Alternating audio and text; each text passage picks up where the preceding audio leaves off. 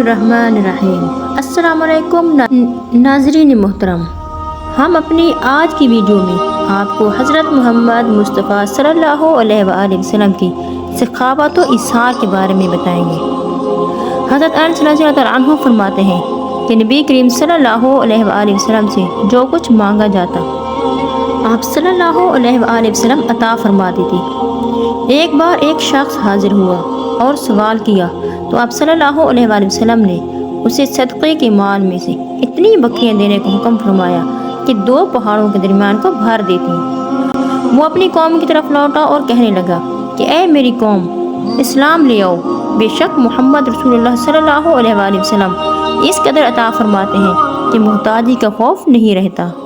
ایک مرتبہ رسول اللہ صلی اللہ علیہ وآلہ وسلم کے پاس ایک شخص نے آ کر کہا کہ میں بھوکا ہوں، تو آپ نے اپنی کسی زوجہ کے پاس مہمان کے کھانے کا انتظام کا پیغام بھیجا۔ انہوں نے کہا اس ذات کی قسم جس نے آپ صلی اللہ علیہ وآلہ وسلم کو حق دے کر بھیجا، میرے پاس پانی کے سوا کچھ نہیں۔ پھر آپ نے دوسری زوجہ محترمہ کے پاس پیغام بھیجا، انہوں نے بھی اسی طرح سے کہا، حتیٰ کہ سب نے اسی طرح کہا۔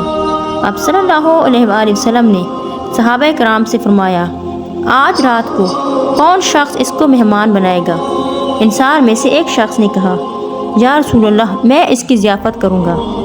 وہ اس کو اپنے گھر لے گئے اور اس نے اپنی بیوی سے پوچھا، تمہارے پاس کھانے کے لیے کیا کچھ ہے؟ بیوی نے کہا، صرف بچوں کے لیے کھانا ہے۔ تو انہوں نے کہا، ان کو بہلا کر سلا دو اور جب مہمان آئے تو چراغ بجھا دینا اور اس پہ یہ ظاہر کرنا کہ ہم بھی کھا رہے ہیں۔ پھر وہ سب بیٹھ گئے اور مہمان نے کھانا کھا لیا۔ جب صبح ہوئی تو وہ صحابی نبی کریم صلی اللہ علیہ وآلہ وسلم کے پاس گئے تو آپ نے فرمایا، تم نے جس طرح رات کو اپنے مہمان کی ضیافت کی ہے اس سے اللہ بہت خوش ہوا۔ نبی کریم صلی اللہ علیہ وآلہ وسلم کی سخاوت کا یہ عالم تھا کہ بعض اوقات اگر آپ صلی اللہ علیہ وسلم کے پاس کچھ بھی نہ ہوتا اور کوئی مانگنے والا آ جاتا تو اپنی ضمانت دے کر مطلوبہ شے کسی سے لے کر حاجت مند کی ضرورت پوری فرما دیتے۔ ایک شخص آپ صلی اللہ علیہ وآلہ وسلم کی خدمت میں حاضر ہوا، کسی چیز کا سوال کیا تو آپ نے ارشاد فرمایا، اس وقت میرے پاس کوئی شے نہیں، ہاں تم میری ضمانت پر اپنی مطلوبہ اشیاء خرید لو، جب ہمارے پاس کچھ آ جائے گا تو ہم اس کی قیمت ادا کر دیں گے۔ ایسا کبھی نہیں ہوا کہ رسول اللہ صلی اللہ علیہ وآلہ وسلم سے کوئی چیز مانگی گئی ہو اور آپ نے انکار کیا ہو۔ نبی کریم صلی اللہ علیہ وآلہ وسلم اپنے قول اور عمل میں نہ صرف سخاوت کا خود ایک نمونہ تھے، بلکہ آپ اہل بیت اور صحابہ کرام رضی اللہ تعالیٰ عنہ کو بھی سخاوت اور ایثار کی ترغیب و تلقین فرماتے تھے، اور صحابہ کرام رضی اللہ تعالیٰ عنہ دیوانہ وار آپ صلی اللہ علیہ وآلہ وسلم کی ترغیب پر اپنا مال و اسباب آپ کے قدموں میں ڈھیر فرما دیتے تھے۔ غزوہ تبوک 9 ہجری کے موقع پر آپ صلی اللہ علیہ وآلہ وسلم نے فرمایا، آج کوئی ایسا شخص ہے جو لشکر کی تیاری میں میری مدد کرے تو میں اس کو جنت کی بشارت دیتا ہوں۔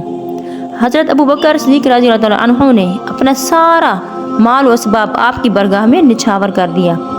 حضرت عمر فاروق رضی اللہ تعالیٰ عنہ نے گھر کا نصف مال پیش کر دیا، اور حضرت عثمان غنی رضی اللہ تعالیٰ عنہ نے سامان جہاد سے لدے سینکڑوں اونٹ اور اشرفیاں برگاہ رسالت میں پیش کر دی۔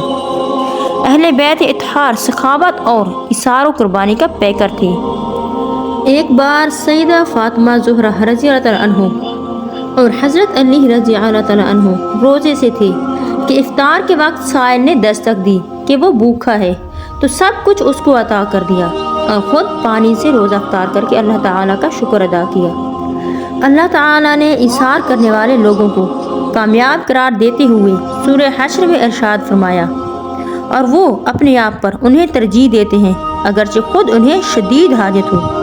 نبی کریم صلی اللہ علیہ وآلہ وسلم نے سخاوت کی اہمیت بیان کرتے ہوئے ارشاد فرمایا، سخی اللہ سے قریب ہے، جنت سے قریب ہے، لوگوں سے قریب ہے، اور کنجوس اللہ اور جنت سے دور اور آگ کے قریب ہے۔ ناظرین محترم، ہم اپنی آج کی ویڈیو میں بس اتنا سا کہنا چاہیں گے کہ ہمیں بھی سخاوت و ایثار کی صفات اپنانی چاہیے، کیونکہ سخاوت و ایثار سے جہاں افراد معاشرہ کی مدد ہوتی ہے وہاں اللہ تعالیٰ کی رضا بھی حاصل ہوتی ہے۔